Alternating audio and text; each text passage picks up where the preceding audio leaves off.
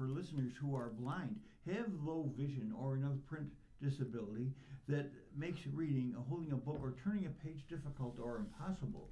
The content is copyrighted by the respective publishers.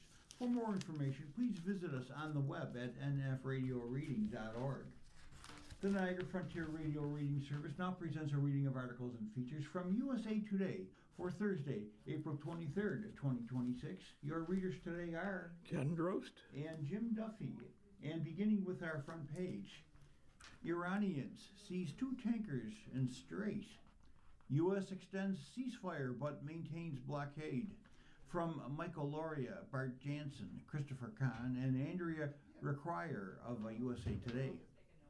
Iran seized 2 ships in the Strait of Hormuz, tightening its grip on the strategic waterway after President Trump extended a ceasefire until such time as their leaders and representatives can come up with a unified proposal. 3 container ships were fired upon around the strait on April 22nd, according to the United Kingdom Maritime Trade Operations, a British organization that tracks merchant vessels. The Islamic Revolutionary Guard Corps seized 2 of the vessels, accusing them of maritime violations, and escorted them to Iran's shores, this semi-official Tasnim news agency said. Of the 2 seized vessels, the Epaminondas was headed to Mundra, India, and the Euphoria was headed to Jeddah, Saudi Arabia, according to MarineTraffic.com. The 3rd ship fired upon, the MSC Francesca, was headed to Hambantota, Sri Lanka, according to MarineTraffic.com. The ships were the first seized since the U.S.-Israeli war on Iran began on February 28th. The seizures came after Trump extended a 2-week ceasefire to give Iran's leaders more time to respond to the U.S. peace proposals. But the U.S. Navy continues to block ships from Iranian ports, and Tehran is still threatening ships trying to travel through the Strait of Hormuz, through which 1/5 of the world's oil and natural gas travels.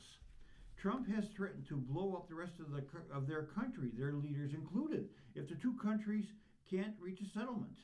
Iran doesn't want the Strait of Hormuz closed. They want it open so they can make $500 million a day, which is therefore what they are losing if it is closed, Trump said on social media April 21st. They only say they want it closed because I have it totally blocked, or blockaded, in parenthesis closed. So they merely want to save face.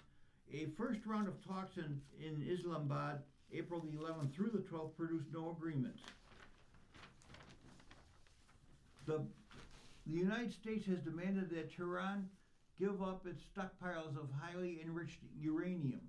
Iran says it has only a peaceful civilian nuclear program and wants to continue that. It also wants an end of the war, a lifting of sanctions, reparations for wartime damage, and recognition of its control over the strait. As the diplomatic standoff drags on, traffic through the Strait of Hormuz remains significantly below average. The crucial shipping lane off the Iranian coast has become the focal point of the war. Iran closed the channel after being attacked, which drove up global fuel prices. Brent crude oil, the international standard, was trading just above $99 a barrel, up about 0.6% from the day before. Gas prices, which lagged behind the changes in oil, popped back above the psychologically important $4 threshold as Gas Buddy's national average hit $4 and a little more than $4 a gallon. That's about 85 cents higher than last year's average. In a show of defiance, Iran showcased some of its ballistic weapons at a parade in Tehran late April 21st. Images showing a large banner in the background with a fist choking off the strait, according to the WANA news agency. Captions read, "Indefinitely under Iran's control, and Trump could not do a damn thing," referring to the waterway. Pakistan, which has acted as a mediator, was still trying to bring the sides together for negotiations after both failed to show up for last-ditch talks April 22nd, before the 2-week ceasefire had been due to expire. A luxury hotel in Islamabad had been cleared out for the talks, but Iran never publicly accepted the invitation, and the U.S. delegation, led by Vice President J.D. Vance, never left Washington. We were all prepared for the talks. The stage was set. A Pakistani official briefed on the meeting preparations, as he told Reuters. If you ask me honestly, it was a setback we were not expecting, because the Iranians never refused. They were up to come and join, and they still are. Another Pakistani source who was involved in the talk said Pakistan was still working very hard to bridge that conflict, talk to each side with their sensitivities in mind. There was no response early April 22nd to Trump's ceasefire announcement from senior Iranian officials, although some initial reactions from Tehran suggested Trump's comments were being treated skeptically. Tehran said Iran had not asked for a ceasefire extension and repeated Tehran's threats to break the U.S. blockade by force. An advisor to Iran's leading negotiator, Parliament Speaker Mohammad B. Ghalibaf, said Trump's announcement might be a ploy. Just hours before Trump called off the attacks, he had repeated threats to resume strikes, saying his military was raring to go. Meanwhile, Lebanese and Israeli diplomats were set to meet in Washington today as the clock winds down on the fragile ceasefire between the two countries. The meeting will be the second between envoys of the two nations this month. The first meeting, the highest level of direct talks between the countries in 3 decades, led to a 10-day ceasefire that has been tested as Iran-backed Hezbollah and Israel continue to trade strikes. Though leaders from both countries have expressed an interest in seeking a lasting peace agreement, there are several sticking points. Lebanese officials have called for Israel to remove its ground troops from southern Lebanon. Israel, meanwhile, has vowed to continue occupying a significant portion of southern Lebanon until it eliminates the threat posed by the Iran-backed Hezbollah, which is not directly involved in the talks and is more powerful militarily than the Lebanese armed forces. Secretary of State Marco Rubio was expected to attend the meeting. Lebanon will be represented by its ambassador to Washington, Nada Nawawad, and Israel by its U.S. ambassador, Lectio Leader. Smart moves can help improve your brain health. As people live longer, the number of Alzheimer's diagnoses to rise. Ken Altucker of USA Today writes, a total of 7.4 million Americans ages 65 and older are living with Alzheimer's disease in 2026. That's an increase of about 200,000 from a year ago, according to a report released 2 days ago. The growing ranks of people living with the memory-robbing disease have also strained families who care for loved ones. Nearly 13 million caregivers, family or other volunteers, provided more than 19 billion hours of unpaid care, according to the Alzheimer's Association's annual Facts and Figures report. The estimated value of that care is nearly $450 billion. Alzheimer's, the most common type of dementia, afflicts about 1 out of every 9 adults ages 65 and older.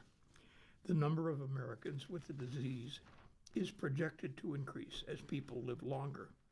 As baby boomers age and Generation X approaches retirement age, the number of Americans over that age is expected to swell to 82 million by 2050. That's up from 65 million this year. The combination of more people being diagnosed with Alzheimer's disease, Americans living longer, and healthcare costs rising points to the importance of taking action earlier in life, according to experts. One of the findings we had is midlife. Midlife is the time to act, not later, said Chris Weber, the Alzheimer's Association Senior Director of Global Scientific Initiatives. That's when a lot of conditions that can potentially affect our brain health start to appear. Americans want to maintain brain health as they age.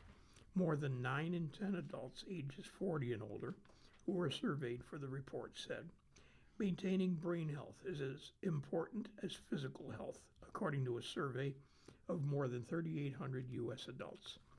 The survey defined brain health as how well individuals think, learn, and remember. But just about 1 in 10 said they knew a lot about how to maintain brain health. People have no control over known risk factors like age, genes, family history, but the report listed modifiable risk factors that can shape brain health over one's lifetime. Some examples include diet, exercise, adequate sleep, and managing blood pressure. The report said studies differ on how risk factors influence a person's likelihood to develop memory and thinking problems later in life. The Lancet Commission identified 14 factors that could lower the risk of dementia if eliminated. Those factors: lower education, vision loss, high cholesterol, head injury, physical inactivity, smoking, excess alcohol consumption, high blood pressure, obesity, diabetes, hearing loss, depression, infrequent social contact, and even air pollution. A study of 375,000 people estimated more than 1/3 of dementia cases were mainly linked to factors like midlife obesity, physical inactivity, and low educational attainment. Other lesser risk factors include depression, smoking, diabetes, hearing loss, and high blood pressure. The good news is that people are motivated. They want to take action, Weber said, but they're looking for clear, trustworthy guidance, especially from doctors and other healthcare providers. More than 3 decades ago, Patty Kelly first learned her mother was struggling with memory and thinking problems. The disease progressed to the point where her mom didn't even recognize Kelly or her own grandsons. When her mom died in 2000, Kelly made a vow to herself. "I don't want my sons to experience this," she said. Now, Kelly couldn't shake the fear that she might eventually develop the same cognitive problems her mom experienced. In 2021, when she received an invitation from Rush University Medical Center to participate in a study tracking whether lifestyle could influence brain health, she jumped at the chance. She tracked her diet, exercise, blood pressure, social interactions. The study urged participants to limit red and processed meats, butter, cheese, fried foods, and sweets. She went a step further, discontinuing cheese, butter, and sugary sweets. By making those dietary changes, she dramatically improved her study score on a measure of healthy eating habits. She walks vigorously enough to elevate her heart rate, and she goes to a gym to participate in aerobics classes and other exercise. She regularly visits friends and her 2 sons, one in Chicago, the other in Washington, D.C. She also regularly completes a brain training game called Brain HQ. The computerized game addresses memory, attention, brain speed, people skills, decision-making, and even navigation. She completed the 2-year study in 2024, but she chose to continue another 4 years. As part of the study, she also underwent brain MRIs and PET scans, which can measure brain change. She wasn't given any results from the brain scans, but study organizers had permission to forward any concerning results to her doctor. So every time I went in and I had the MRI and PET scans, I held my breath for about a month, Kelly said. I never heard from my doctor, so I thought I must be okay. In all, the study signed up more than 2,100 adults to measure whether lifestyle changes could protect cognitive functions. Participants were randomly assigned to structured groups or self-guided. The structured groups participated in regular peer team meetings and were prescribed goals for exercise, diet, and social activities. The self-guided group was encouraged to make lifestyle changes. The structured group showed greater improvement in cognitive scores over the 2-year study. Kelly said she feels energized and notices other changes, like improved driving skills and overall health. Just knowing I'm doing something for my brain health makes me feel so good, Kelly said. You're listening to a reading of today's USA Today on the Niagara Frontier Radio Reading Service. The time is 12:15. Women-only retreats in a fight for survival. New girls' clubs, networking, and conferences are caught up in Trump's DEI crackdown. From Reshma Saujani of Moms First. Reshma Saujani used to get the invitations by the dozens to speak at networking events about her experiences as a woman building 2 nonprofits, struggling with fertility, and running for Congress. So far this year, the founder of Moms First has received a grand total of 10. I was sharing my journey, my story, my past, my wisdom, my tools, my tips, my tricks, probably reaching hundreds of thousands of people a year, Saujani said. Those opportunities are now closed. Those conferences are not happening. Those talks are not being organized. The culprit, she said, is the Trump administration's crackdown on diversity, equity, and inclusion that has had a chilling effect on women's initiatives across the business world. President Trump swept into office on campaign promises to restore fairness in the workplace by eradicating woke DEI policies. He says harm men and white Americans, fearing lawsuits and the loss of government contracts. Dozens of the nation's largest companies, from McDonald's to Facebook owner Meta, rolled back diversity programs. Pressure to align with another president's agenda has only increased in recent months.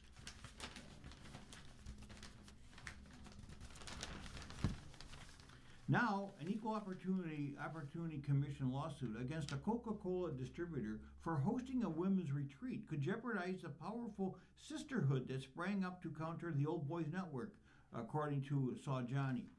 The reality is that women didn't build these networks because they wanted to. They built them because they had to, she told USA Today. New girls' clubs are widely credited with helping women splinter the glass ceiling. Today, women hold more of the top jobs than ever before, but still lag behind men. A 2023 USA Today analysis of top executive officers in the S&P 100 found that women are outnumbered 5-1 and women of color 26-1 in senior leadership. What we were doing is allowing women and people of color together to share information, to share stories, to be inspired, and to see there is a path forward for them, Saujani says. Shutting those opportunities down is not about restoring a meritocracy. Shutting those down is about ensuring there is not a meritocracy. For decades, male bonding on golf courses and in private clubs, many of which barred women, capitulated men into plum positions in executive suites and boardrooms. Research shows that networking was very powerful for men. I doubt you would find any man today who would tell you otherwise, said Brian Uzzi, a leadership professor at Northwestern University's Kellogg School of Management. As women entered professional roles in large numbers in the 60s and 70s, they began forming networks of their own to overcome discrimination and other professional hurdles. Researchers studying these networks discovered that the things that advance men advance women as well, according to Uzzi. Sheryl Sandberg's 2013 bestseller, Lean In, kicked off a rise in dedicated networking groups for women, not as a mirror of exclusion, but as a response to it, said gender equity researcher Amy Deal, author of Glass Walls. Left out of rooms where access was granted and the real decisions were made, women turned to one another for support, trading job opportunities and feeding one another vital workplace intelligence, she said. Women's networks do not exclude men. They help women catch up, Deal said. But the Trump administration's framing of these efforts as exclusionary has led organizations to disband gender-based mentorship and coaching programs and employee resource groups. Regardless of how these cases are ultimately resolved, the effect is already being felt, according to Deal. In the view of EEOC Chair Andrea Lucas, employer-sponsored sex-segregated networking training or development events or new girls clubs are no better than the old boys clubs that came before them. In a recent talk organized by the College of Labor and Employment Lawyers, Lucas signaled more careful scrutiny of company-sponsored efforts that confer, various privileges of employment or other employment benefits based on race or sex or another protected characteristic. In February, Lucas fired a warning shot at an employer for excluding men from a women's networking event. Coca-Cola Beverages Northeast has 3,400 employees, more than 85% of whom are men. In an effort to encourage more women in their bottling careers, the New Hampshire company convened 250 employees in September of 2024 at a Connecticut hotel. The theme of the in-person women's forum, the company's first, was Embrace Your Authenticity, Break Barriers, Be Genuine, Inspire Change. Jennifer Mann, president of North American Operations for Coca-Cola and keynote speaker for the event, explained how she balances her work and personal life. Women seated at the ballroom tables took part in team-building exercises. A male employee who said he would have attended the event had he been invited filed a discrimination claim. The EEOC took up his case in January of last year as Trump prepared to take office, saying it had found reasonable cause Coca-Cola Beverages Northeast networking event violated his civil rights. Settlement talks broke down in August. The lawsuit in New Hampshire federal court accuses the company of denying male employees equal treatment with malice or reckless indifference. The EEOC is seeking compensation and punitive damages for emotional pain, suffering, inconvenience, and mental anguish for the male employee and similarly aggrieved male employees. Coca-Cola Beverages Northeast told USA Today the EEOC did not conduct a full investigation. We look forward to having our day in open court when we can tell the full story and expect to be vindicated, the company said in a statement. We remain confident in our values and in our continued focus on fairness, respect, and opportunity for everyone. Does women-only networking really discriminate against men? Civil rights advocates and some employee lawyers question why the EEOC, which takes on only a couple of hundred of the tens of thousands of discrimination complaints it receives each year, is dedicating its limited resources to the case.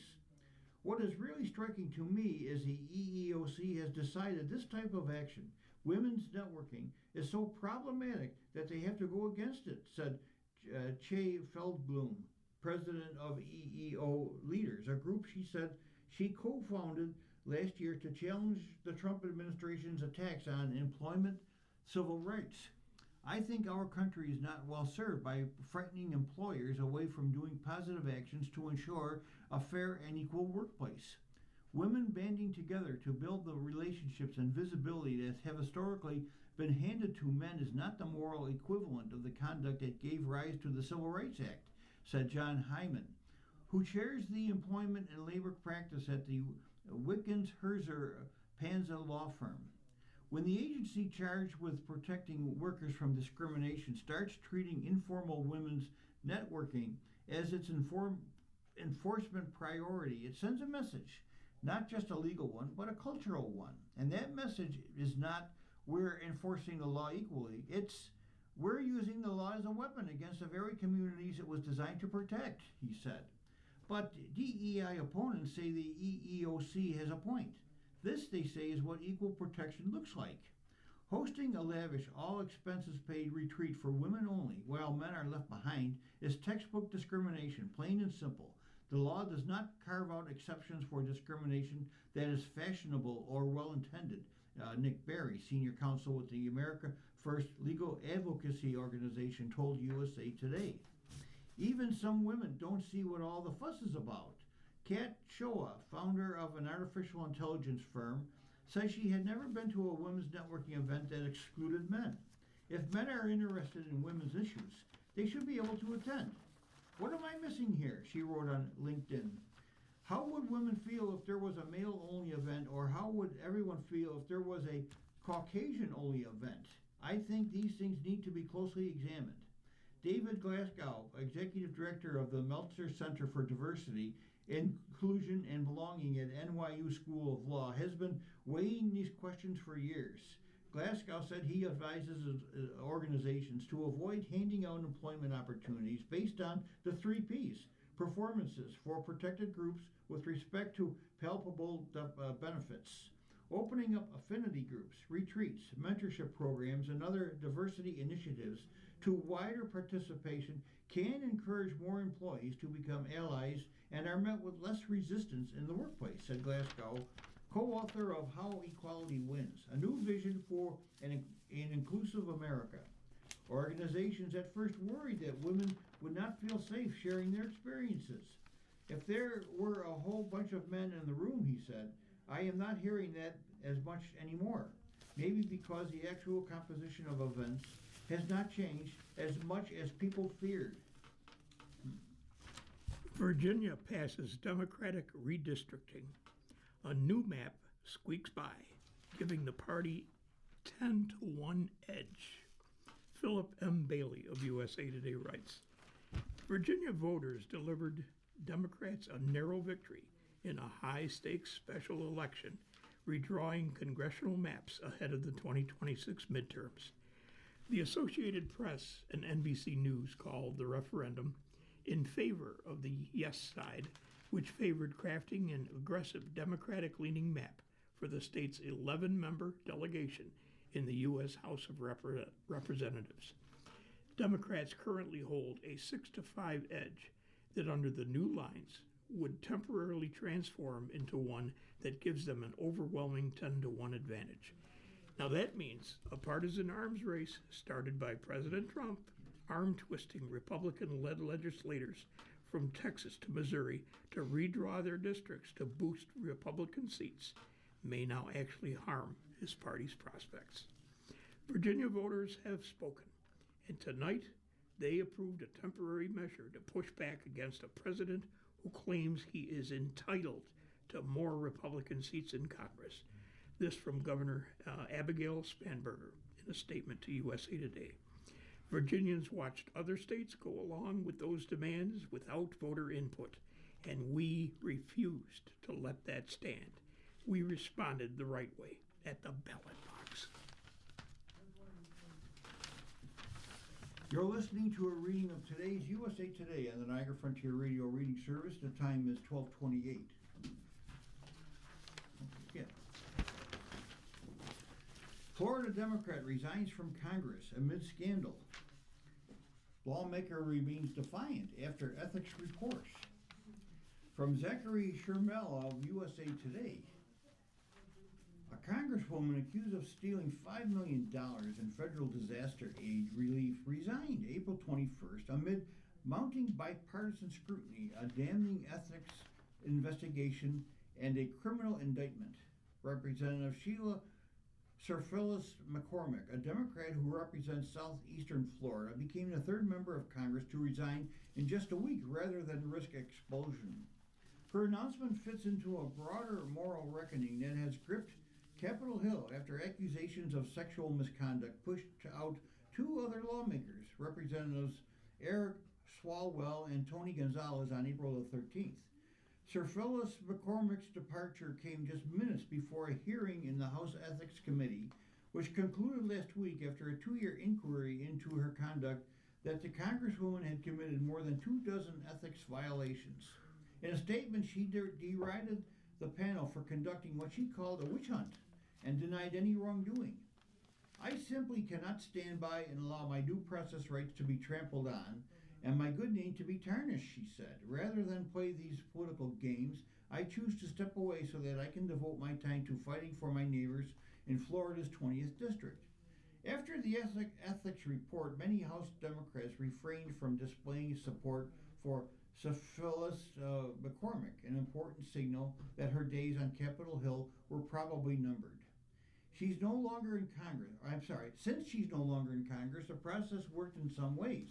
Representative Suhas Subramanian, a Democrat from Virginia, told reporters after the news broke, I'd like to see us move faster in the future. Surface McCormick's exit will hand Republicans in the House of Representatives some temporary political cushion against their razor-thin voting margin, but they could soon be losing one of their own too. GOP Representative Corey Mills, another Florida lawmaker, is facing calls from within his own party to leave Congress over a series of scandals, including suspected financial misconduct and a past domestic violence investigation. Representative Nancy Mace, Republican from South Carolina, has vowed to bring a resolution to expel Mills to the House floor. Another one down, Mace wrote on social media after Sir Phyllis McCormick's resignation. One more to go. Moving into the money section, pay for authors can be a mystery. Much secrecy surrounds the publishing industry.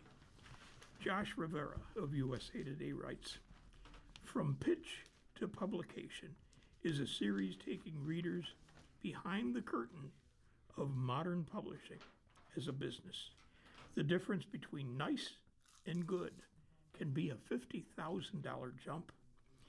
Now, typically, when a book is acquired by a publishing imprint, those deals are shrouded in mystery. Even when it's announced on Publishers Marketplace, the deals are categorized as nice, very nice, good, significant, and major, ranging from $0 to more than $500,000.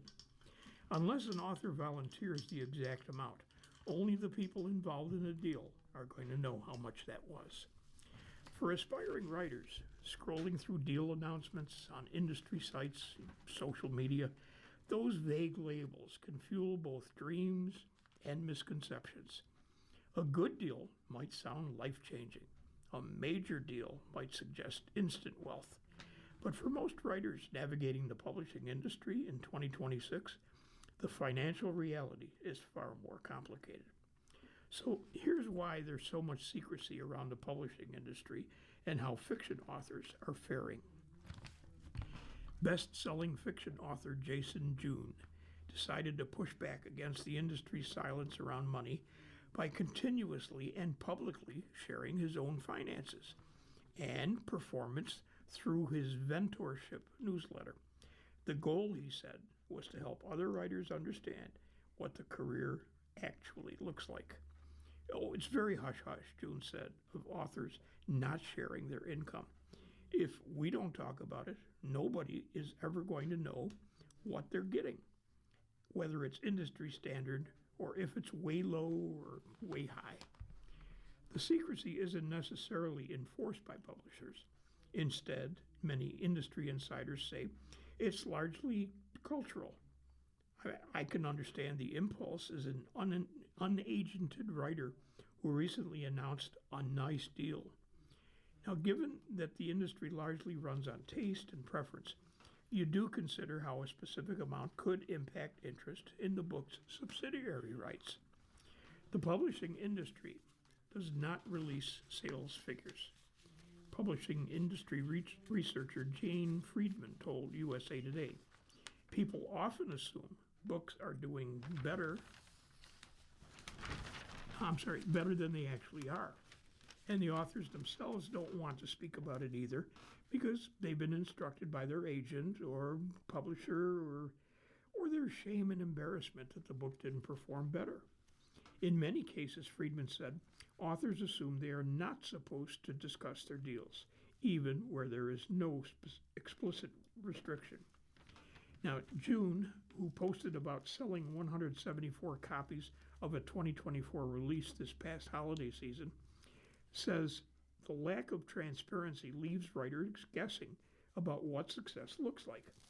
For comparison, Flopping in a Winter Wonderland, which is a holiday-themed young adult novel, sold 1,277 copies during its first 3 months after publication. Well, it's a sort of self-perpetuating fear for authors as a whole, where because nobody talks about what they make, we think we're not supposed to or not allowed to, he said. For most traditionally published authors, the largest payment they receive is the advance, the upfront money that's paid when a publisher acquires a book.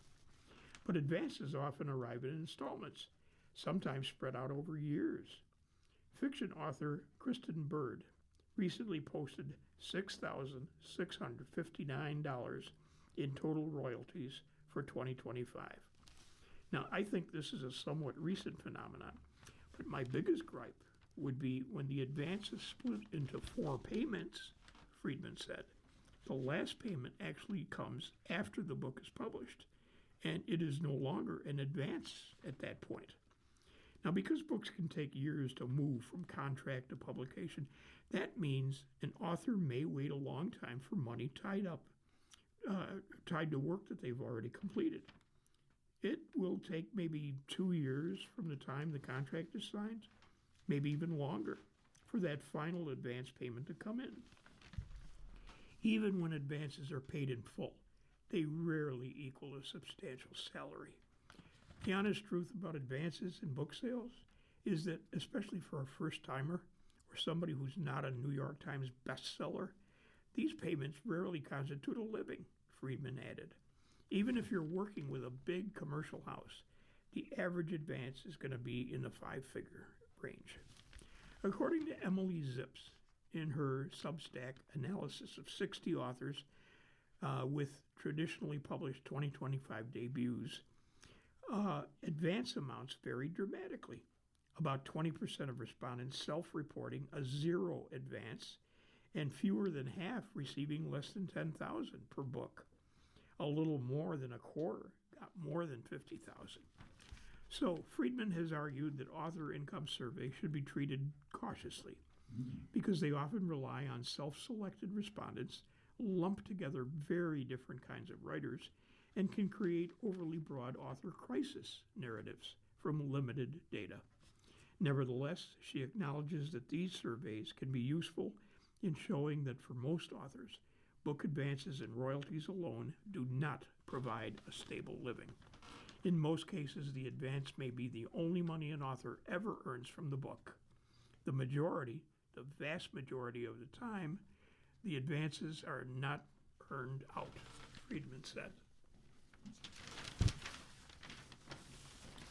New technology aims to defeat AI clones and bots. World ID helps humans fight against deep fakes.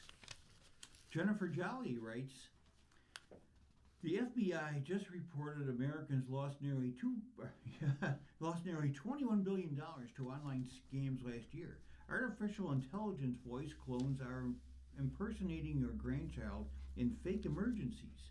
Your Tinder match could be a bot trying to catfish you.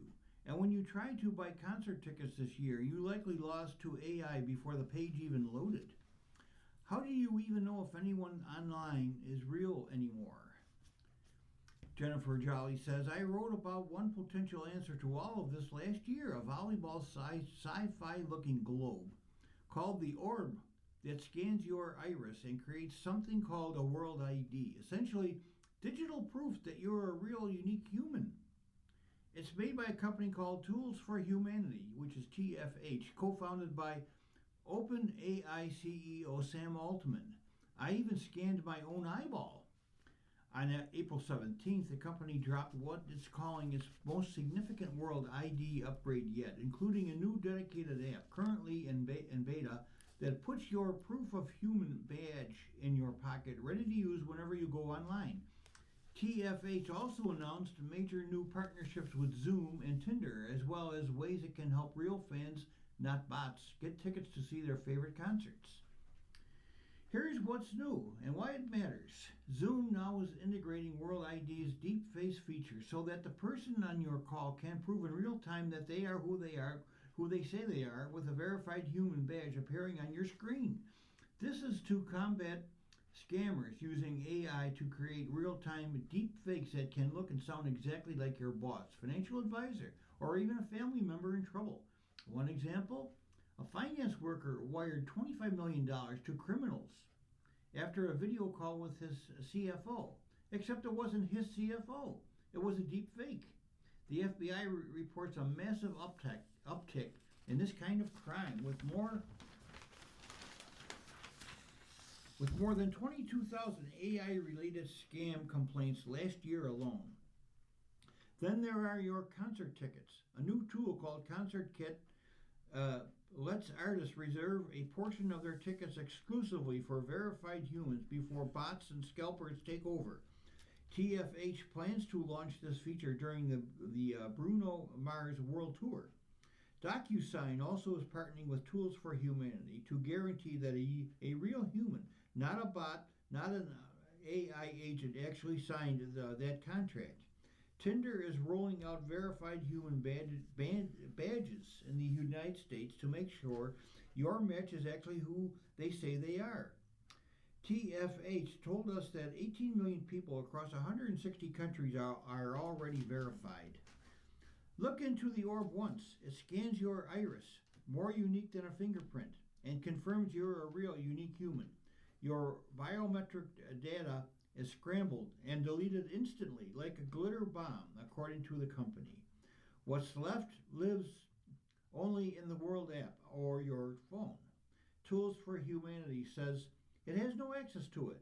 And when you use your World ID to verify somewhere, that platform receives exactly one piece of information. Yes, this is a real human, nothing else.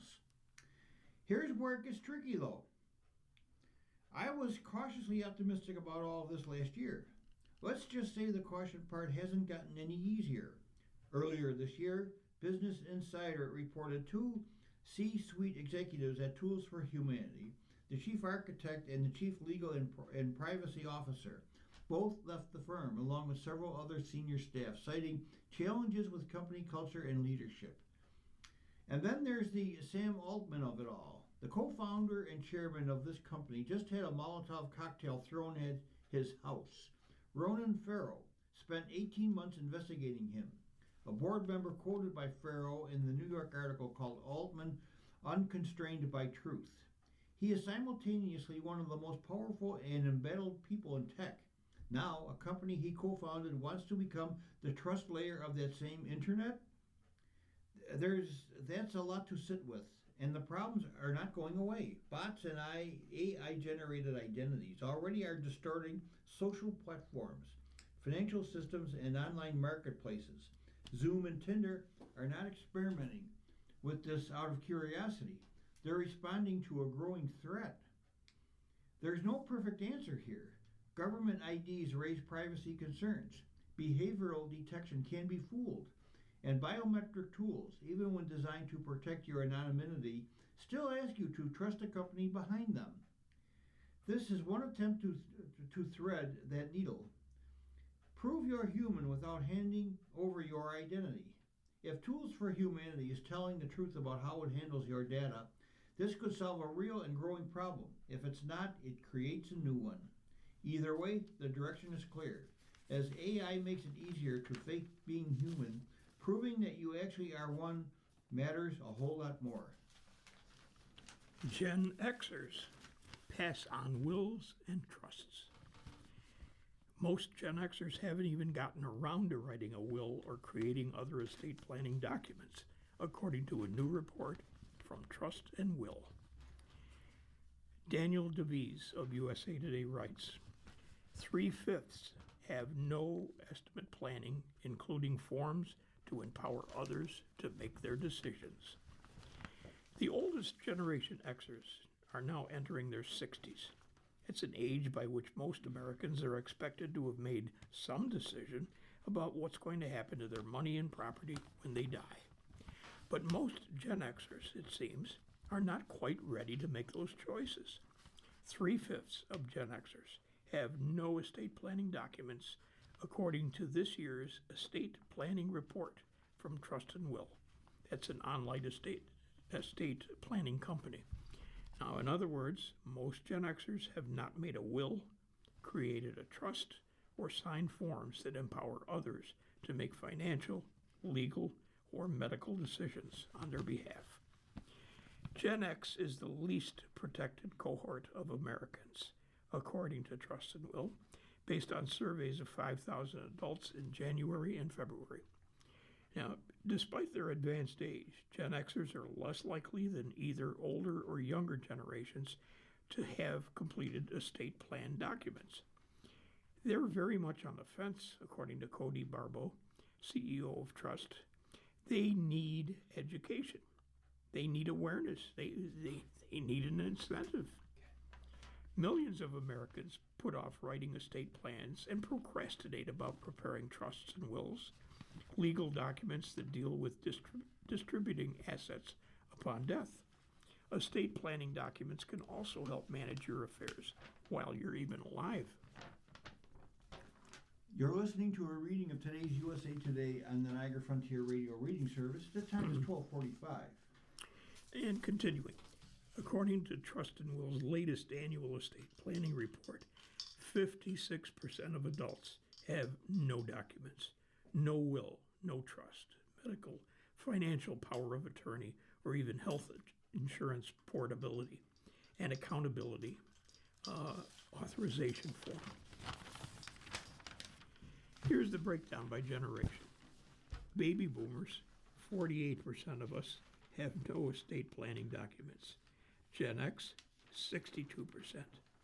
Millennials, 58%. Gen Z, 54%. So all this boils down to the following. Only 26% of Americans have a will, the most common estate planning document the report found. Only 14% have a trust. In a will or trust, a person instructs how to distribute assets upon their death. When somebody dies without a will, the local courts kick in. Now, while a will instructs what happens after death, a trust can also manage your assets while you're alive. Assets placed in trusts usually pass to beneficiaries without going through the probate court, potentially saving months of hassle. Americans put off estate planning because it means contemplating death. It's not very pleasant. It's also hard work. The share of older Americans writing wills has been trending downward for years, according to the Center for Retirement Research at Boston College. Researchers saw a spike in estate planning at the peak of the COVID pandemic, but the trend reversed when the pandemic passed. One reason for the decline in estate planning is the well-documented dearth of estate planning attorneys. Not enough lawyers are entering the field at a time of surging demand for their services amid a historic wealth transfer from older to younger generations. Gen Xers are old school in some ways, Barbo said. They still prefer to go to the attorney, which is not a bad thing, but there's a shortage of these guys. Millennials and Gen Zers, by contrast, are digital natives, Barbo said, more comfortable preparing estate planning through online service. Often the death of a loved one triggers estate planning conversations. Boomers are more likely to have trusts and wills not just because they are older, but also because they have typically endured the death of their parents. For many in Gen X, by contrast, the reality has not hit as yet. Financial advisors commonly recommend Americans have a will as part of a larger estate plan, which dictates not just what happens to our assets after our death, but also who will manage our affairs in an emergency while we're alive, among other provisions. Someone who dies without a will might leave big questions unanswered. Who cares for a child? Who gets the family home? Some assets are tricky to divide among multiple heirs, but estate planning takes time. It usually costs money. It's complex, needlessly so, some experts say. Estate planning experts often recommend that a will be prepared by an attorney, somebody trained to write a complex and potentially high-stakes legal document. But it is possible to prepare a will without an attorney, potentially saving hundreds or even thousands of dollars. An online estate planning service will generate a will for $100, $150, according to the National Council on Aging. The nonprofit offers an online estate planning guide and a curated list of best online will makers. Any will is better than no will, according to Jessica Johnston, Senior Director of the Center for Economic Well-Being. If your barrier to entry is cost associated with hiring an estate attorney, then using one of these tools is a better option than having nothing at all. NASA says Curiosity rover has found new clues to life on Mars. Sandstone samples reveal organic molecules. We're on page 5A of our front section for this article, authored by Fernando Cervantes Jr. of USA Today. Finding life on Mars might be closer than we once thought. NASA's Curiosity rover has yielded promising data from the red planet. According to a news release from NASA on April 21st, scientists confirmed the presence of essential ingredients of life preserved in a 3.5 billion year old Martian sandstone. NASA said the rover collected clay-filled rocks from an area called Glen Torridon inside the planet's Gale crater. The rover's sample analysis at Mars SAM Mobile Instrument Suite then analyzed the data. That detection is pretty profound because these structures can be chemical precursors to more complex nitrogen-bearing molecules, Amy Williams, the paper's lead author, said in the news release. Officials said the molecules were identified using a first-of-its-kind wet chemistry experiment, which uses the chemical tetramethylammonium hydroxide, which is TMAH, according to NASA. The chemical allows the rover to break down larger molecules that would be difficult to detect and identify otherwise. Once the samples were broken down, the rover was able to reveal the presence of more than 20 organic molecules. Among the molecules detected were naphthalene and benzothiophenene, some of the most complex organic compounds ever discovered on the Martian surface, according to NASA. The most recent discovery is only the latest sign pointing to possible life in Mars' past. In a study published in February, NASA said rock samples collected last year showed organic compounds that on Earth are most often produced by living things. The compounds, the largest ever found on Mars, were believed to be fragments of fatty acids preserved in ancient mudstone in the Gale crater, NASA said. On Earth, fatty acids are a key indicator of life because they are most often produced by living organisms. Now, what is NASA's Curiosity rover? Curiosity is one of NASA's two car-sized robots. The other is Perseverance, exploring the Martian surface for signs that the planet was once habitable. Scientists believe the geology of Mars may hold valuable clues about the possibility of ancient life. The robotic vehicles controlled from Earth have slowly navigated the rocky terrain to collect intriguing samples. Curiosity began its voyage to Mars in November of 2011 and landed in August of 2012 in the Gale crater on the boundary between Mars' cratered southern highlands and its smooth northern plains. While exploring the crater, believed to have formed 3.7 billion years ago, Curiosity has collected 42 rock samples crushed into powder with the drill on the end of its robotic arm. And not moving far from that article, on page 5, Pentagon's $1.5 trillion request does not include the Iran war. A record request is 50% more than last year.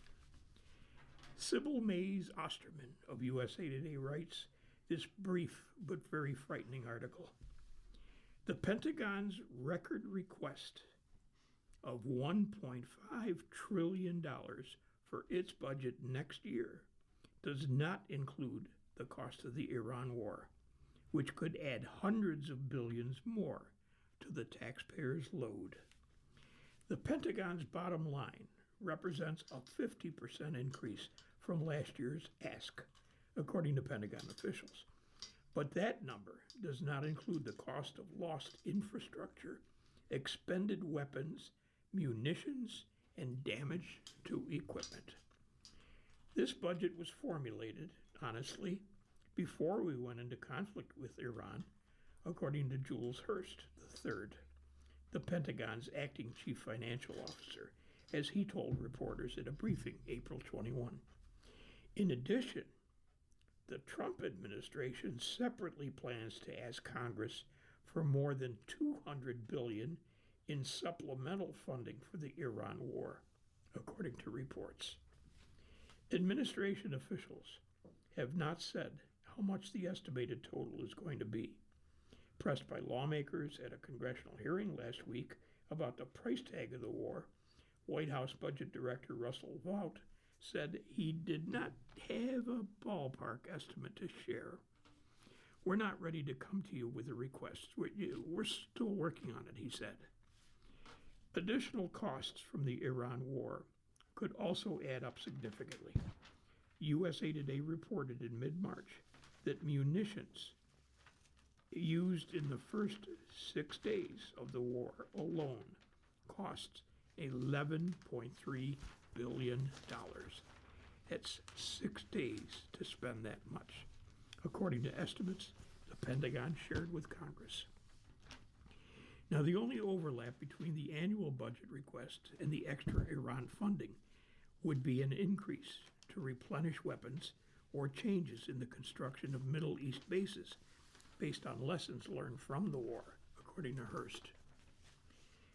We might change how we build bases in the Middle East based on this conflict, Hurst said. The Pentagon wants $31.8 billion for next year to produce new munitions, according to slides shown to reporters, including expensive air defense systems such as the Patriot and the THAAD missiles, which the U.S. military has spent at a rapid clip in the war. The Pentagon is obviously having those conversations about reconstituting supplies, Hurst said. It's reflected not just in this budget request, but in any supplement we would or may send over to the Hill.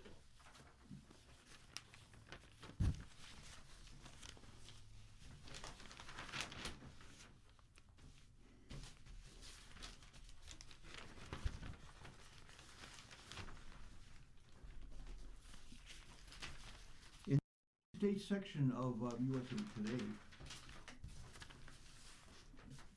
You're listening to a reading of articles from USA Today for Thursday, April 23rd, 2026 on the Niagara Frontier Radio Reading Service. We will return for more readings after this short break. Your readers today are Ken Drost and Jim Duffy.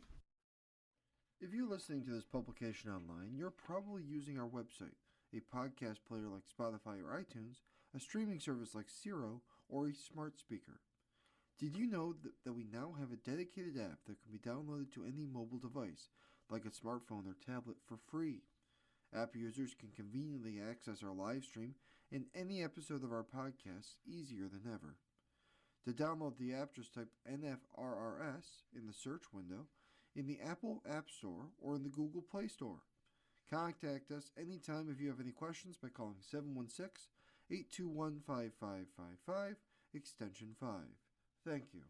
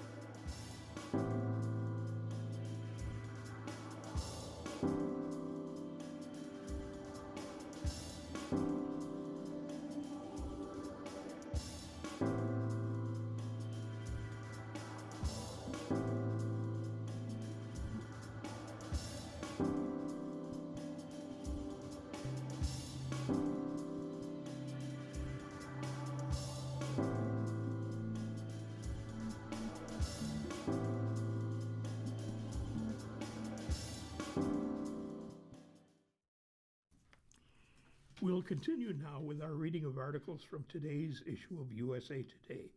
Your readers are Jim Duffy. and Ken Drost. Starting with the sports section, Lakers look smarter than ever. Now, at times, Josh Peter, a columnist for USA Today, writes, at times it was almost easy to forget Luka Doncic and Austin Reeves were sitting on the Los Angeles Lakers bench.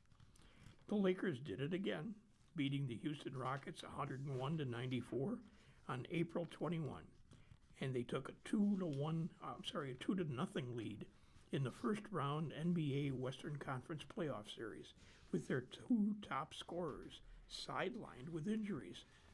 LeBron James was the brute, Luke Kennard was the sharpshooter, and Marcus Smith the emotional leader, welcoming floor burns, throwing his 6'3" body at 6'11" Kevin Durant, doing whatever was necessary. Excuse me. Smart's impact was easy to discern. What was impossible to witness is a conversation Lakers coach J.J. Redick said he had with Smart. Redick brought it up after the game. He said the conversation took place earlier this month after the Lakers lost 3 in a row, including 2 shellackings to the Oklahoma City Thunder. I'm not going to share with you the details, Redick said during a post-game press conference at Crypto.com Arena. But the biggest thing was just because he has the voice he has, he can help create the belief and the confidence in our group. And I think he's done that. Now, according to Smart, I think I was living for this moment. It was scintillating, as Smart finished with 25 points on 8 out of 13 shooting, including a 5 for 7 from three-point range, 7 assists, 5 steals. He also played his signature physical defense. He also made key contributions in Game 1 with 15 points, 8 assists, and 2 blocks. And since that conversation between Redick and Smart, the Lakers are 5-0. After 9 stellar years with the Celtics, Boston shocked Smart by trading him to Memphis before the 2023-24 season. Less than 2 seasons later, Smart was packing yet again, this time traded to the lowly Washington Wizards. He was humbled again after the 2024-25 season when the Wizards bought Smart out of his contract. In the offseason, the Lakers signed Smart to a 2-year deal, even though injuries had limited him to 54 games the previous 2 seasons. It's easy to sort of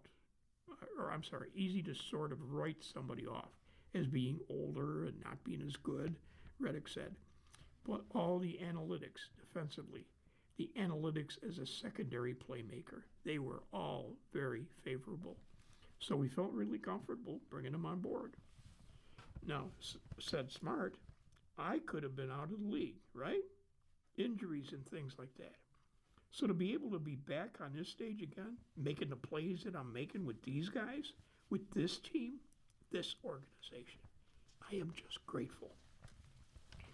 This season, he has played in 64 games and has reasserted himself as a team leader.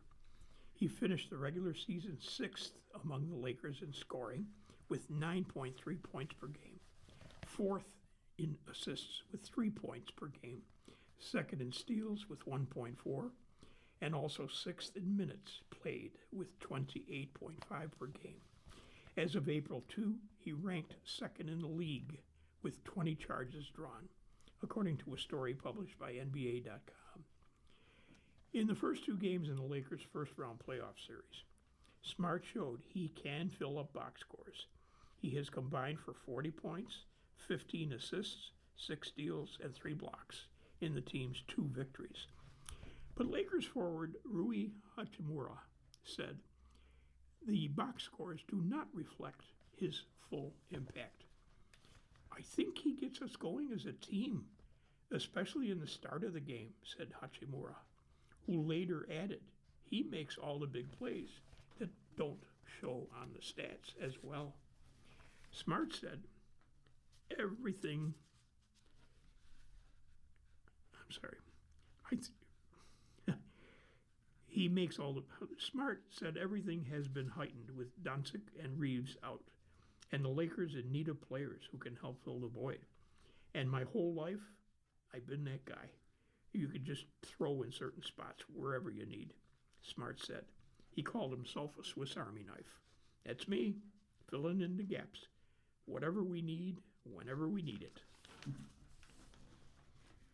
Pittsburgh's rich football history to be on display. From Chris Bombaka of USA Today. On December 15, 1947, the Pittsburgh Post-Gazette reported that the upcoming NFL draft for the 1948 season would be held in Pittsburgh, although the exact date was unclear. The publication could only determine that representatives from 10 teams would gather sometime that week at the Fort Pitt Hotel, the de facto headquarters of the Pittsburgh Steelers. The 2026 draft, the first time the event has returned to Pittsburgh since, will be much more noticeable this time. We had to really work with the NFL to kind of figure out how do we build this draft into a very dense downtown, which is not easy to do. President and CEO of Visit Pittsburgh, Jared Bachar, told USA Today Sports by phone last week. For 3 days, not only will Pittsburgh be the confluence of three rivers, but a melting pot of NFL fandom. Indeed, the NFL's takeover will dominate the North Shore by the Steelers' home. Courage Shore Stadium, the main entrance to the primary draft grounds, is located about 200 yards away from the Pittsburgh Pirates' home stadium, PNC Park. Steelers wide receiver Michael Pittman relocated this offseason to downtown Pittsburgh after being traded by the Indianapolis Colts. Every time he drives home, he said another structure related to the draft has been built. It's already getting crazy down here, Pittman told USA Today Sports. He added, more and more people are coming. The city is already super sports themed. So I can't imagine what it's going to be like on the weekend of the draft. It's gonna be nuts. Pittsburgh's busiest days ever? Could be the 2026 draft. The NFL held the draft in New York for decades before moving it to Chicago in 2015. Since 2017, it's been in a different host city every season, often one that is considered prohibited by weather, stadium, or size from hosting a Super Bowl. The 2025 draft in Green Bay, Wisconsin drew more than 600,000 fans, according to the NFL. Only more fans visited Nashville in 2019 for a draft. Using the reported attendance from past host sites Detroit, Kansas City, and Green Bay, Bachar said Pittsburgh modeled its estimate to 500,000 through 700,000 over 3 days, or essentially 250,000 visitors per day. The Steel City's population is 300,000. A month ago, the city hosted a St. Patrick's Day parade, which usually draws a similar number to what they expect to see daily for the draft. We're looking at this as the St. Patrick's Day parade 3 days in a row, Bachar said. So we know we're going to be ready for it. We know that we have the infrastructure that's ready for it. The Steelers have been working with Visit Pittsburgh hand in hand. Visit Pittsburgh visited Kansas City and Detroit to learn hosting best practices. The organization also consulted with Philadelphia and Cleveland. Obviously, the bar has been set very high lately. So we're looking forward to following in that tradition, Steelers owner and president Art Rooney II told reporters when Pittsburgh was announced as the draft site for this year in 2 years ago in 2024. Rooney added that it could be the largest visitor event in the city's history. The school system won't test that theory, however, as public schools servicing 19,000 children are moving to online learning from April 22nd to the 24th. Green Bay also closed schools last year. Visit Pittsburgh met with school officials earlier this year. We wanted them to have as much information as early as possible so they could decide what their school schedule was going to be, according to Bachar. The biggest takeaway from meeting with other host cities, Bachar said, is that the NFL wants the draft front and center, simple as that may sound. The city of Bridges will be the backdrop for roughly 55 million viewers over 3 days. The angle of the stage and the angles provided by drone footage will highlight the confluence of the three rivers and the city's architecture. The way to celebrate Pittsburgh is really just to show up and look at all the amazing investment going on into the city because of this event, Bachar said. The downtown area's civic benefits, roads completed, sidewalks repaired, beautification projects finished, will outlast draft weekend. The event is free, and fans can access downtown via free rides on the light rail system or park and ride system.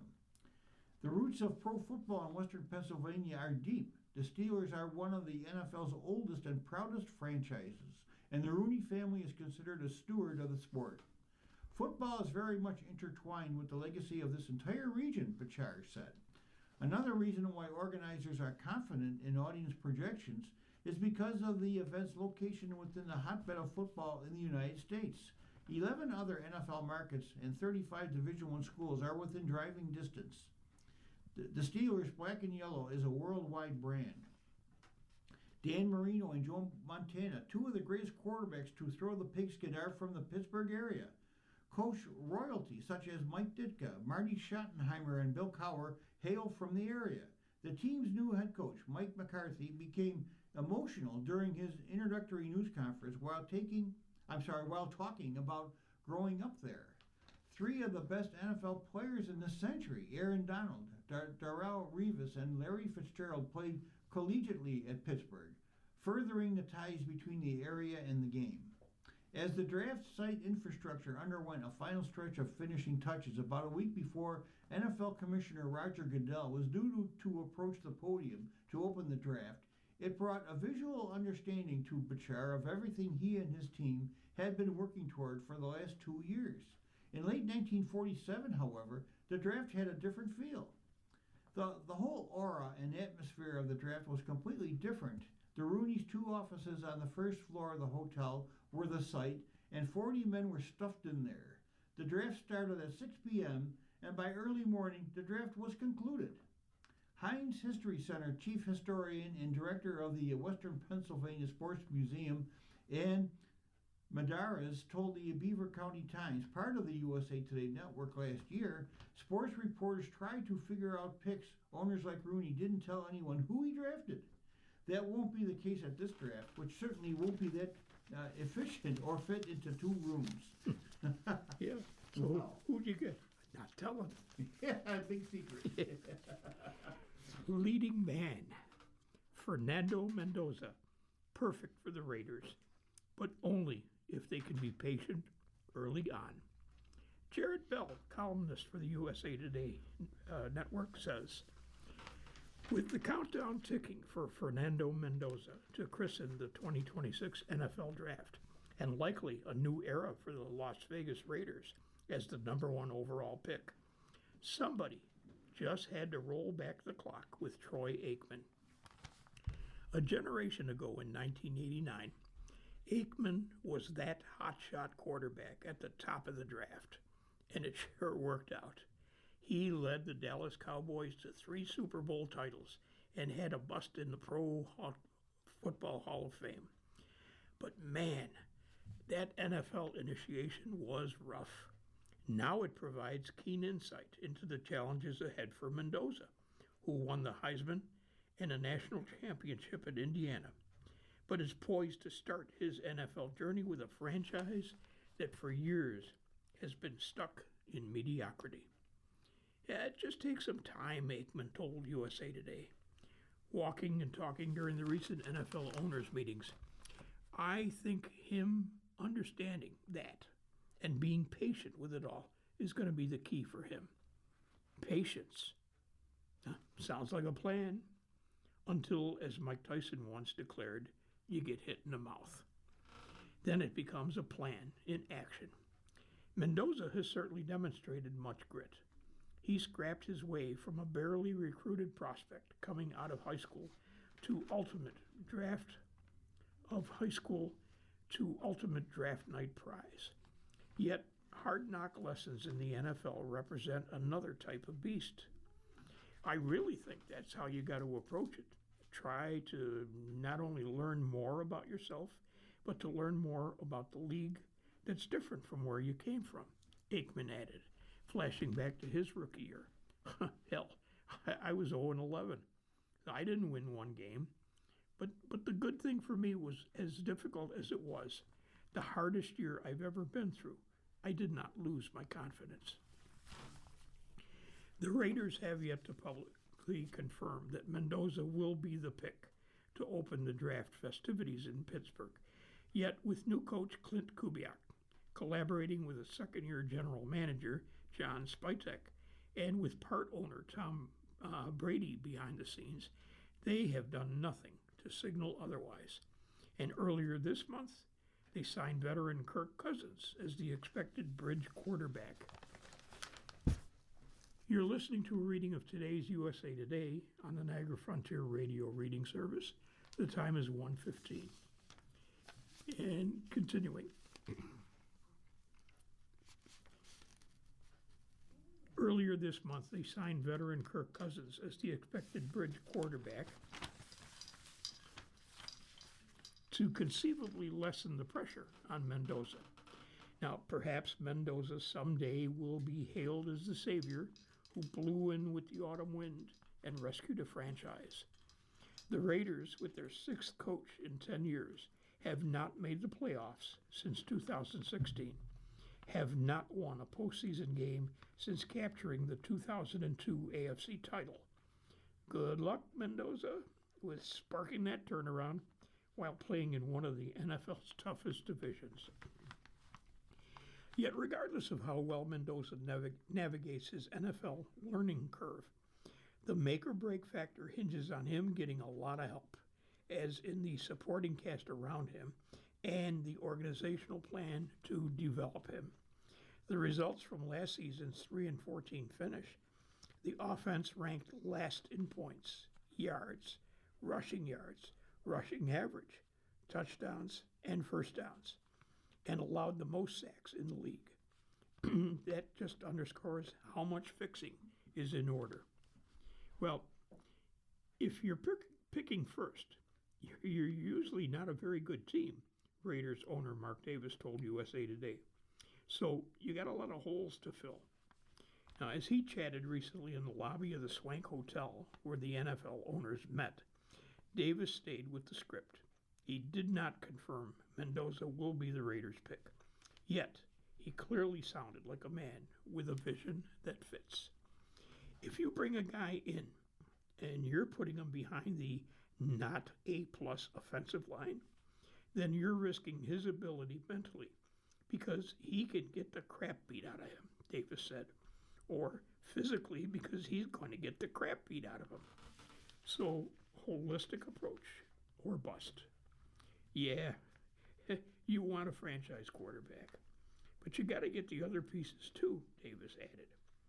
So John Spytek and Clint Kubiak both expressed the fact that they are not afraid to have the guy sit for a while behind a veteran, if in fact that's the case, just to get his feet wet, get his mind right, learn the speed of the game, all of that.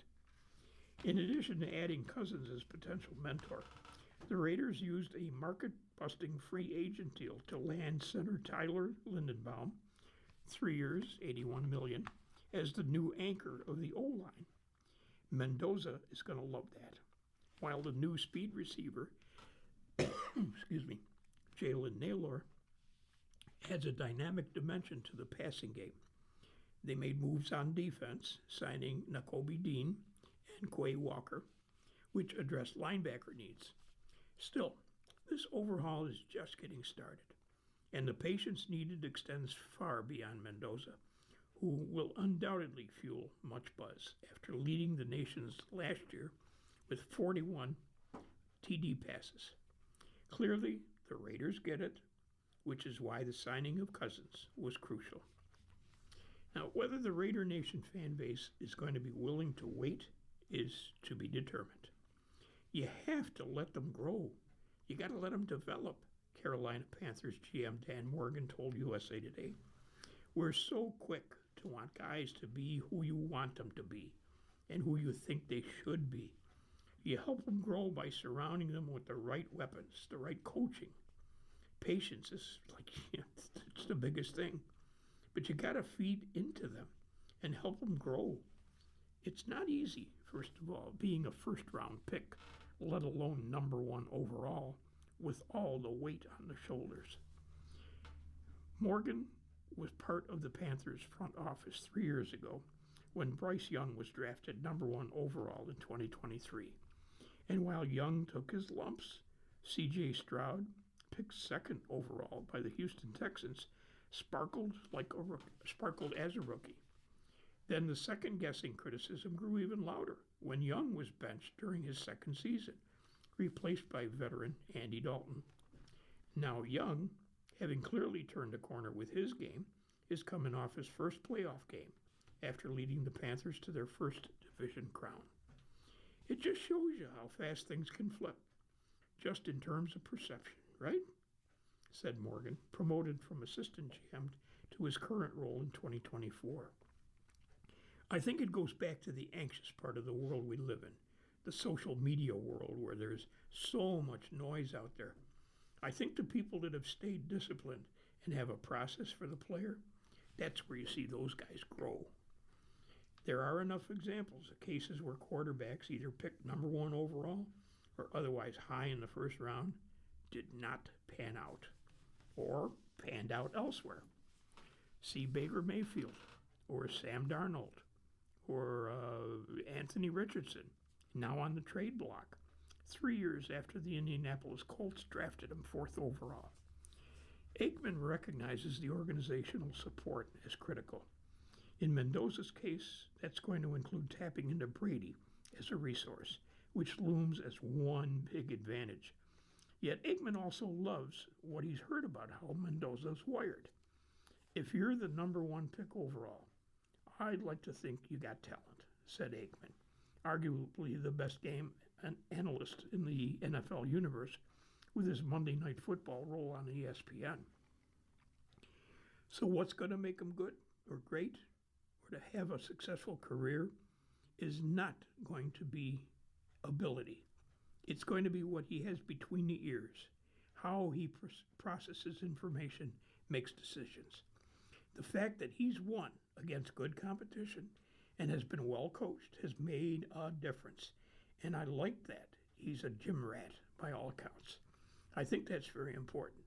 At that position, the guy has to be the first one in the building and the last one to leave. He has to want to be good. He checks all those boxes. Now, that makes Mendoza the right pick, yet anything but a quick fix. In Tour's only team event, fans are also drawn to New Orleans, from David Dusak of Golf Week and the USA Today Network. After winning the 2025 Masters and completing the career Grand Slam, Rory McIlroy could have taken a pass on the PGA Tour's only regular season team event, the Zurich Classic. Instead, he showed up in New Orleans, played well, while understandably drained, and he and Shane Lowry were still in the mix on Sunday. This year is different. Even before winning his second Masters 2 weeks ago, McIlroy made it clear he would skip the RBC Heritage and would not return to the TPC Louisiana.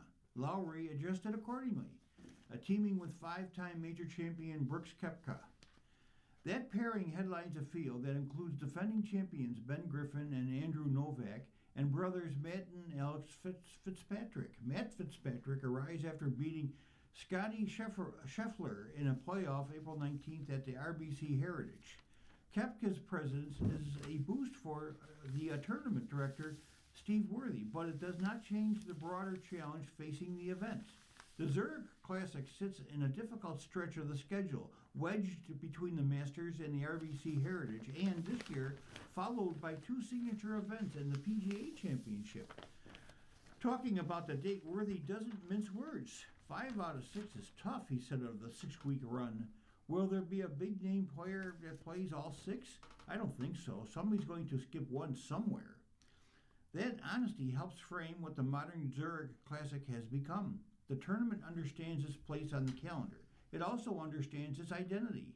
In 2017, it shifted from a traditional 72-hole stroke play event to a two-man team competition, a move that gave it a distinct personality on a crowded PGA Tour schedule and changed its trajectory. My first year was 2012. We were experiencing slow growth with spotty fields through 2016, Worthy said. In 2017, it was our first year at team play, and our attendance, our charity numbers, our field, everything the team format kicked into that another gear. Players tend to echo that sentiment. Cameron Davis, who was playing with a fellow Australian Jeff Ogilvy, pointed to the change in mindset the format creates. It's a really nice shake-up from the usual on tour, Davis said. Most of the time you're trying to beat everyone's head in. It's very rare to have a week where you get to play alongside someone and you are hoping their putts go in and their drives go down the fairway. The format gives the Zurich Classic a clear identity, but it does not insulate the event from the tour's evolving economics. Signature events with a $20 million purses and increased FedEx Cup points have reshaped the landscape, often pulling star players toward those weeks. Before that shift, Worthy said, the Zurich Classic regularly attracted deeper fields than many might remember. In our second year of team play, we had 11 of the top 15 in the world, he said. If you look at the depth of our field before the signature events came about, we were really happy with where we were. Signature events come around and it cuts into what we're doing. Still, Worthy is not sounding alarms about the tournament's future. Part of that confidence comes from something that does not show up on the leaderboard. Once players get to New Orleans, they tend to enjoy the week. It's the format because a lot of our European players who have played, they embrace it, Worthy said. They enjoy playing together. The city itself is part of the appeal. For players, New Orleans is more than a stop on the schedule. It's a place they want to experience.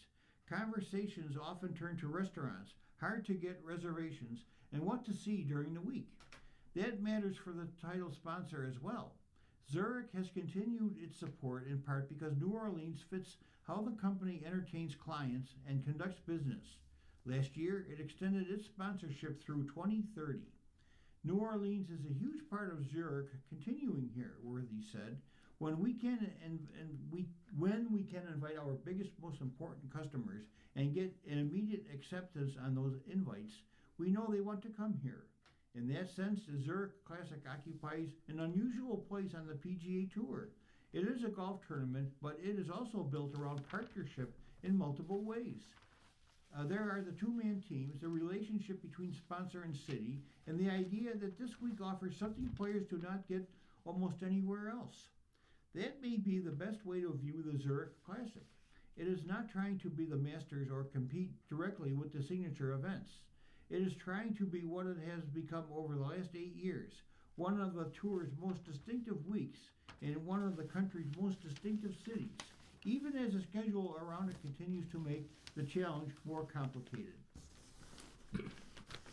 White Sox's Japanese slugger is making teams look foolish. Munetaka Murakami hit a home run April 21st against the Diamondbacks. That's the caption under the little inset photo. Bob Nightingale of USA Today writes, Dateline Phoenix. Well, maybe Munetaka Murakami won't have a difficult time making that transition from Japan to Major League Baseball after all. In the meantime, is he ever making a whole lot of teams look foolish for ignoring him in free agency? Murakami made more history the night of April 21 by homering for the fourth consecutive game in the Chicago White Sox's 11-5 rout over the Arizona Diamondbacks. A 434-foot shot, going where no Japanese player has ever gone before.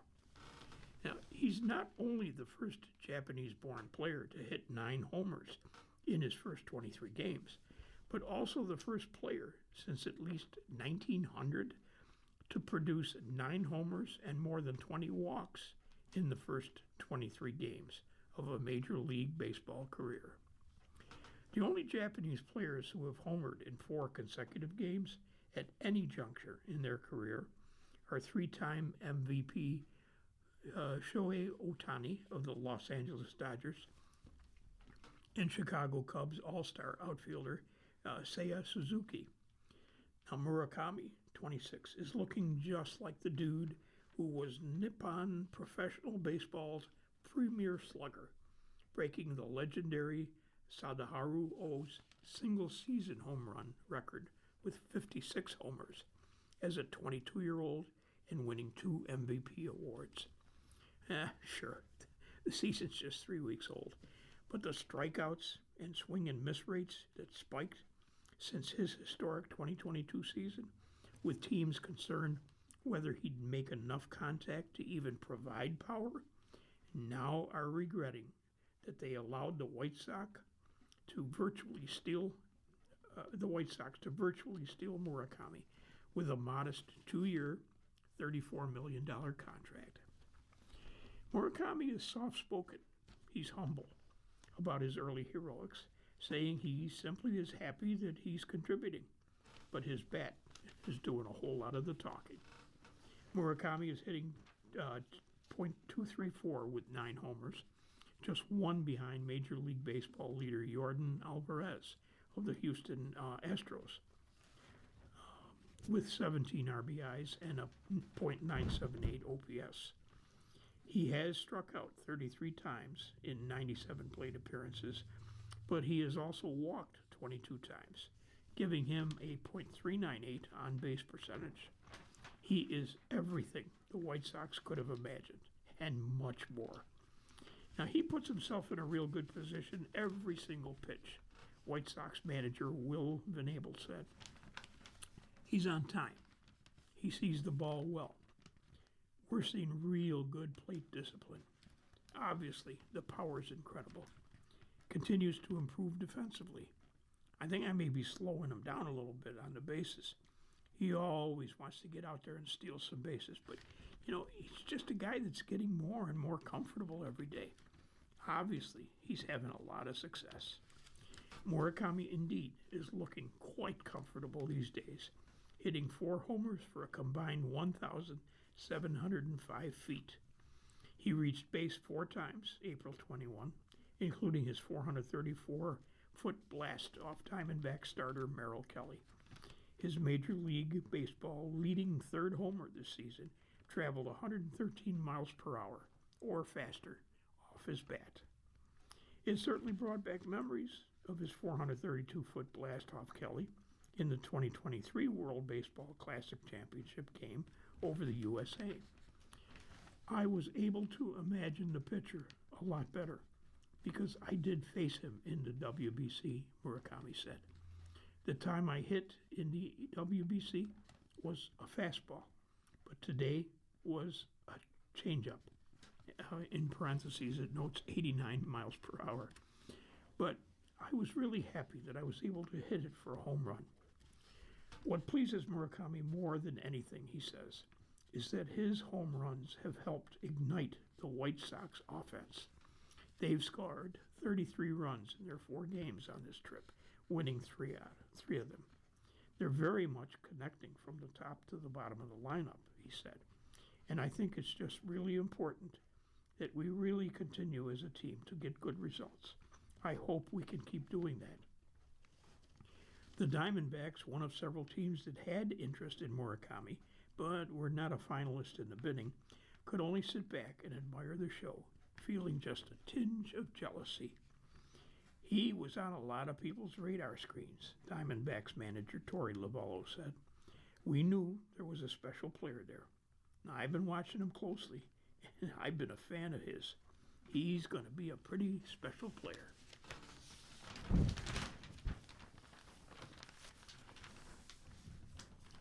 Buckeyes Arvell Reese may be the best in class. You're listening to a reading of today's USA Today on the Niagara Frontier Radio Reading Service. The time is 1:34.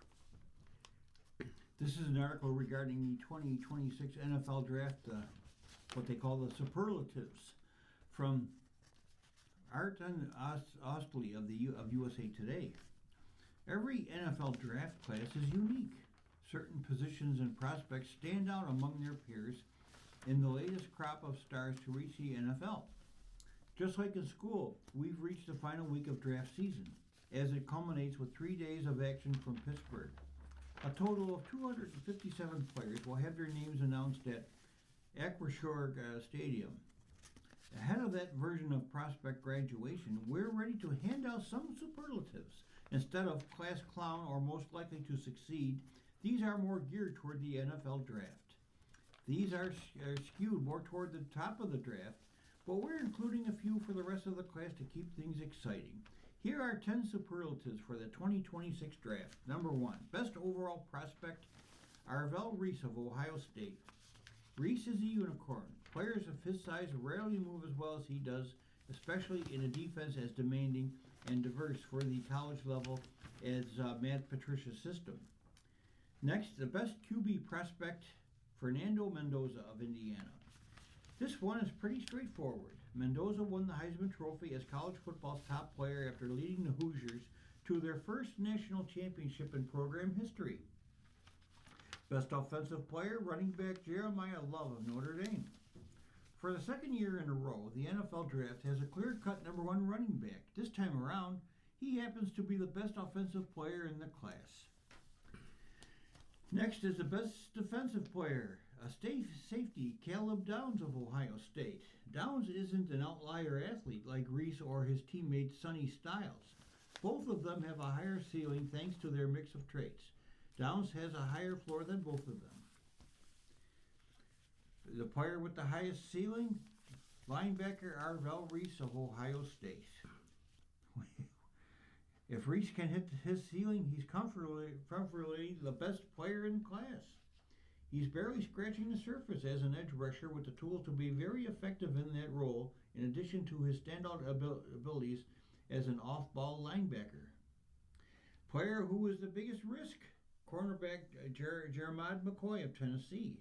McCoy looked like a top 15 player in this class in 2024 during his first season with the Volunteers. He was an All-American behind the campaign showcasing his talents in both press man and zone coverage moments. The risk is that he missed the entire 2025 season with a torn right ACL. Player most likely to fall, defensive tackle Caleb Banks of Florida. Banks looked like a potential first-round lock as the top interior defensive lineman in the class. Then he suffered a foot injury at the NFL Combine. Less than a year after the foot injury had affected his final season with the Gators. Surprise first-round pick, offensive tackle Max Ian Ancor from Arizona State. This is a very top-heavy offensive tackle class. There's a chance teams jump to make their pick at the position and won't wait until round 2. Ian Anchor could be swept up in that. He's very raw for the position with just 31 starts with the Sun Devils, but he possesses rare traits for a player his size, which is 6'6" and 321 pounds. Day 2 steal, wide receiver Chris Bell of Louisville. Bell was firmly in the conversation for round 1 before a torn left ACL ended his 2025 season in November. That late injury means it's tough for him to return to the field before training camp. And finally, the day 3 steal, quarterback Drew Allar of Penn State. There's a chance Allar is gone by the round of 4. If he isn't, he could end up being a steal for a team looking for a quarterback to develop. Allar is all about tools with a big frame at 6'5", 228 pounds, and a powerful arm. His mobility at that size drew comparisons to Josh Allen earlier in his career. But he underperformed at Penn State last year before a season-ending ankle injury. But he looks fully healed now. And going on to page 6 to wrap up the sports section, Gilgeous Alexander wins the Clutch Player of the Year award. John Heffling of USA Today writes this brief article. Oklahoma City Thunder guard Shai Gilgeous-Alexander was named the 2026 NBA Clutch Player of the Year on April 21st. The reigning league MVP helped lead the Thunder to the league's best record at 64-18, capturing their second consecutive number 1 seed in the Western Conference playoffs. Now, SGA's impressive scoring ability is well known. After all, he was second in the league in points per game with 31.1. He also led the league in free throws made per game at 7.9. However, it was his ability to take control in close games down the final stretch that won him this award. He is also the frontrunner for the league MVP award as well. Now, should Gilgeous-Alexander claim his second consecutive MVP, he will again become the first player to win both MVP and Clutch Player of the Year in the same season. So, what's the Clutch Player of the Year award? According to NBA.com, this award, also known as the Jerry West Trophy, honors the NBA player who best comes through for his teammates late in close games. The recipient is decided by a panel of 100 voters, with contenders submitted by NBA coaches. How clutch was he? Very. In fact, Gilgeous-Alexander led the league with 175 points in clutch time this season. For perspectives, last year's award winner, New York's Jalen Brunson, had nearly 20 fewer at only 156.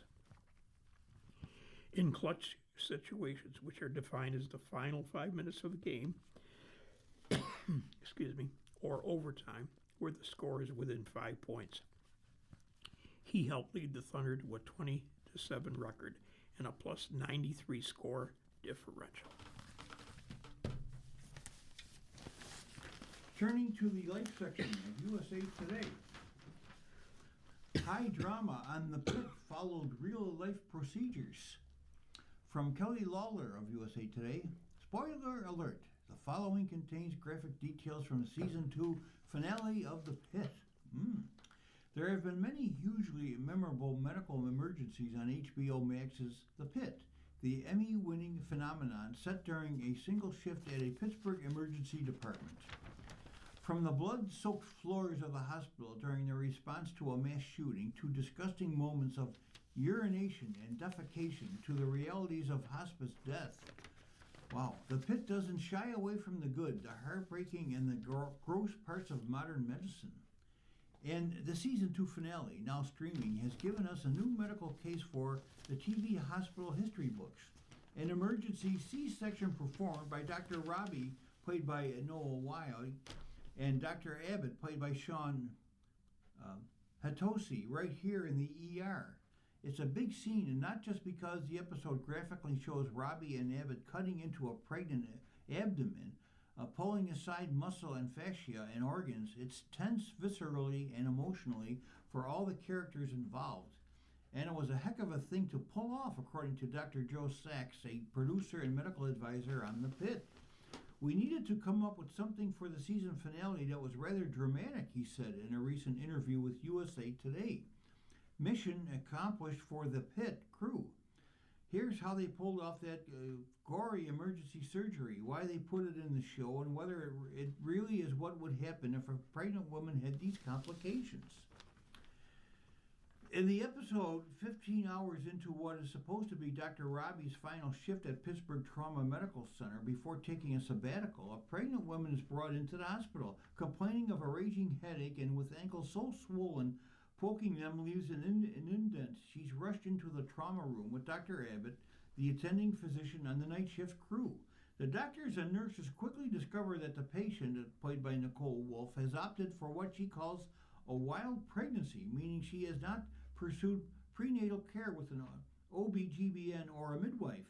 That also means no one has diagnosed two life-threatening pregnancy complications she experienced that led to her ER visit. HELLP syndrome, HELP spelled with two L's, and preeclampsia. Her condition rapidly deteriorates to the point where Abbott and Robbie are forced to do a C-section in the ER with seconds to spare to save her life and the life of the baby. It's at least 2 months of preparation just for that one scene, Sachs says. The actor's body is laser scanned and we create an entire silicone replica of the person's body. The silicone prosthetic piece will go on the upper chest and be blended seamlessly. So while we're doing the scene, you can have the real actor's head and arms so it looks very real. Then the special effects department is building a special gurney so that the actor's body can submarine under the bed. Then the actors are able to work on the prosthetic piece, and the series shows them cutting into the uterus, a flow of amniotic fluid, bringing the silicone baby out floppy, and a real-looking umbilical cord that we could cut. Most of that was done with practical effects, but they had to use CGI for one important element in order to keep the look right when the fake baby was removed. When you pull the baby out, this prosthetic belly kind of goes down by 50%, and you know we didn't want to spend thousands of dollars building a second one. You're listening to a reading of articles from USA Today on the Niagara Frontier Radio Reading Service. The time is 1:45. Continuing, is the Pitt emergency C-section accurate? An OB-GYN fact checks. In a case such as the one the Pitt presents, things would happen as fast and furious as they do in the episode, says Dylan Knight, the OB-GYN at North Wells Lenox Hill Hospital and Women's Primary and Specialty Care at Astoria, both in New York City. In a true emergency, the cesarean is performed at the bedside wherever the patient arrested, not in an operating room, she says. The goal is for the fetus to be delivered as quickly as possible, and in most cases, the time from skin incision to delivery is less than 60 seconds. The room would be chaotic with a large multidisciplinary team working together to save the patient and her child. There would be ongoing CPR, multiple team members performing chest compressions, managing the airway, administering medications, and someone performing the surgery simultaneously. When performing a cesarean delivery outside of an operating room, there is no sterile field preparation or surgical draping. Antiseptic solution may simply be poured on the abdomen. Eagle-eyed parents who have been involved in C-sections for the birth of their own children might have noticed that Robbie does a large vertical incision down the pregnant belly, not the horizontal lower abdomen incision that is most common in standard practice today. That's how things would be done in true emergency, Knight says. And resuscitative cesarean delivery during maternal cardiac arrest guidelines specifically recommend a vertical midline skin incision because it's fastest and provides options for further exploratory surgery if needed.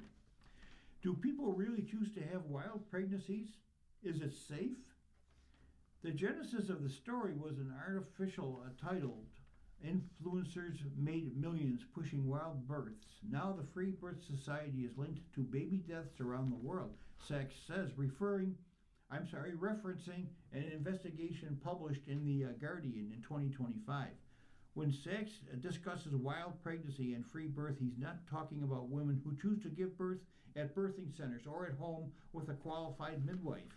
He's talking about those who forego any type of prenatal care at all and choose to have only friends and family present during labor. Home births are fine, midwives are excellent, but to do a free birth is extremely risky, Sachs says. Knight, the OB-GYN, agrees. The risks are substantial and well documented when women forego prenatal care, she says. Risks include undetected and untreated conditions like preeclampsia, gestational diabetes, infections, including syphilis and HIV for the mother, and increased risk of stillbirth, respiratory distress, sepsis, and long-term developmental problems for the baby. Why does the finale C-section matter to the Pitt and Dr. Robbie? Wiley's Dr. Robbie has been struggling with his mental health for the entire 15-hour shift that makes up season 2 of the Pitt. Over the 15 episodes, the character has made troubling statements to his colleagues that hint he might be having suicidal thoughts. The producers wanted him to reckon with life and death in the finale, with a focus on life's beginnings. Robbie is an existential crisis, Sachs says of the character in the finale. He's at the end of the shift, exhausted, possibly suicidal, yet being pulled in with Abbott, the night shift doctor, to do a crazy, heroic procedure, and being able to put that aside and focus on the excellence of his skill, his education, his experience to do something miraculous, even in the mental state that he's in.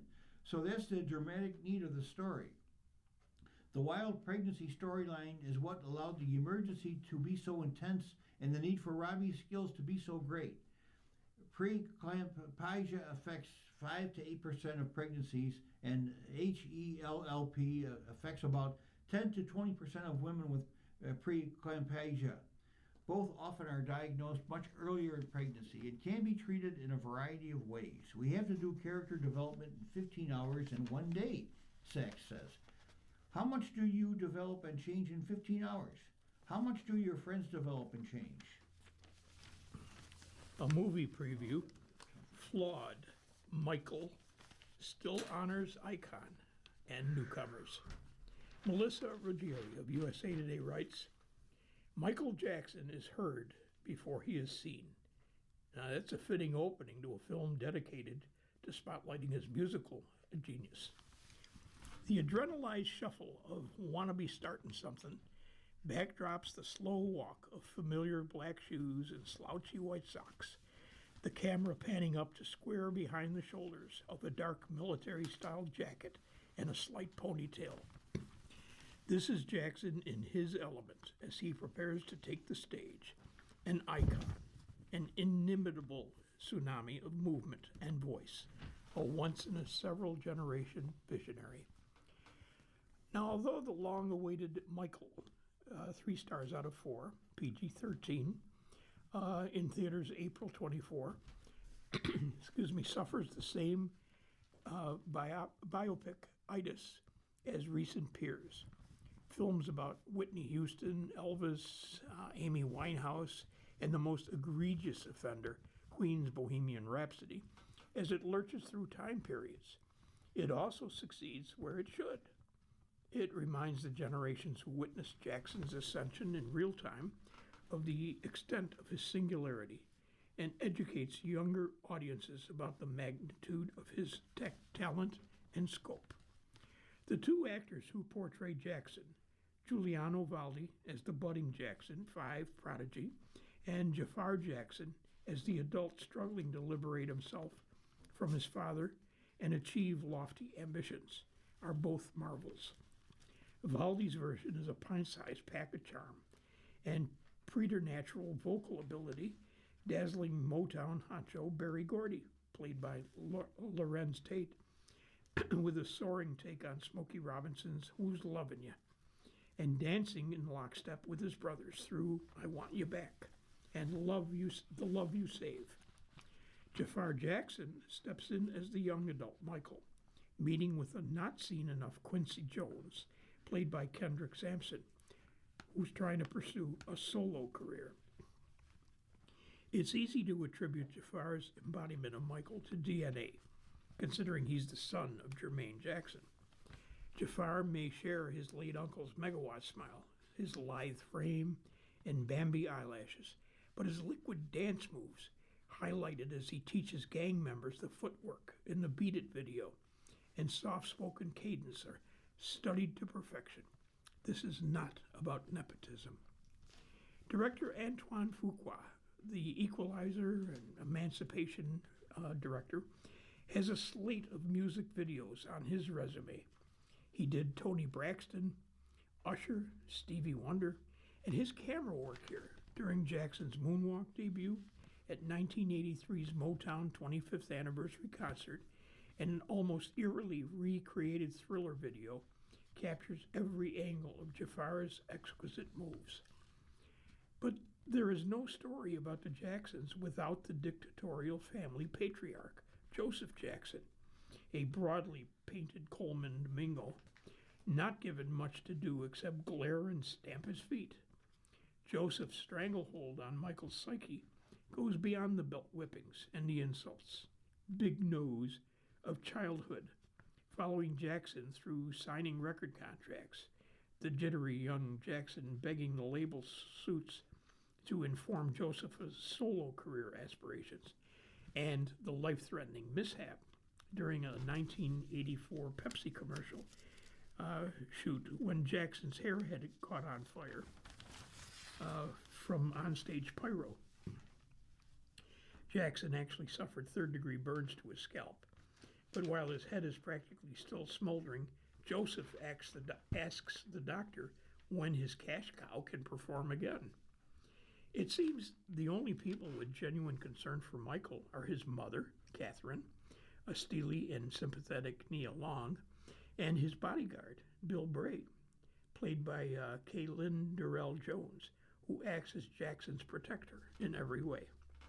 Scenes of Jackson visiting children in the burn unit, directing manager John Branca, played by Miles Teller, to give the proceeds from an inevitable Pepsi lawsuit to the burn center, are meant to depict Jackson's magnanimity, as well as his concern for kids. Michael makes clear that Jackson's arrested development began in childhood, when he reads Peter Pan by flashlight onto the covers of the family's home in Gary, Indiana. Later, he populates the family compound in Encino, California, with animals that he views as friends, not pets. Too bad the blatant CGI version of a llama, giraffe, python, and, yes, Bubbles the chimp are so cringeworthy that you forget to have empathy for Jackson, the lonely man-boy.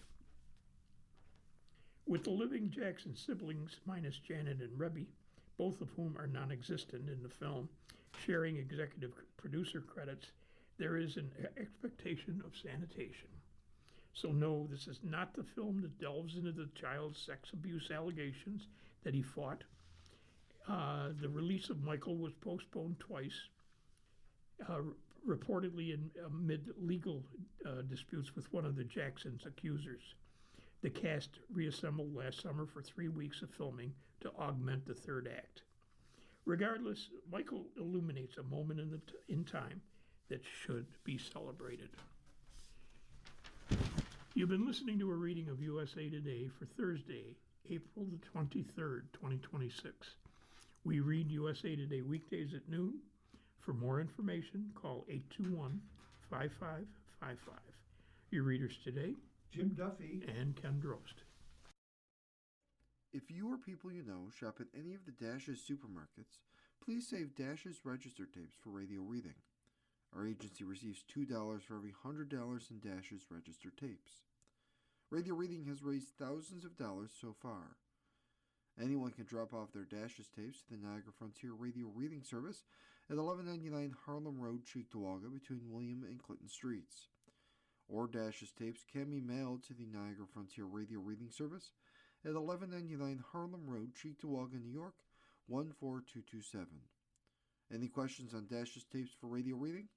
Call us at 716-821-5555, and thanks for caring.